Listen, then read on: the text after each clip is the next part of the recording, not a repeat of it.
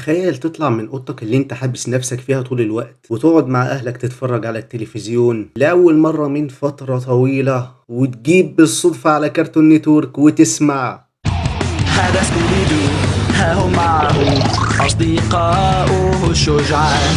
هو ده اللي انت هتسمعه لو جبت كرتون نتورك الساعة 11 تقريبا ونص، حاجة زي كده. الانترو ده سمعته امبارح، وعايز اقول لكم ان اخر مرة سمعت الانترو ده على قناة كرتون نتورك كان من 10 سنين بالظبط. كنت ببقى قاعد في درس الرياضيات، مش مركز في الحصة، الأغنية دي شغالة في دماغي، فمن كتر ما البرنامج فاجر بيجي منه حلقة واحدة بس كل يوم، لأن العظمة دي مع جرعة زيادة. لو خدنا كذا حلقة، لو شفنا كذا حلقة من البرنامج ده جرعة زيادة، ما اقدرش استحمل كمية الأيقونة دي، حاجة أيقونية فوق الوصف الصراحة. فلو انت من الجيل بتاعي ففي الغالب انت هتكون حضرت في طفولتك سكوبي دو، اللي هو واتز نيو سكوبي دو، اللي هو ده البرنامج ده.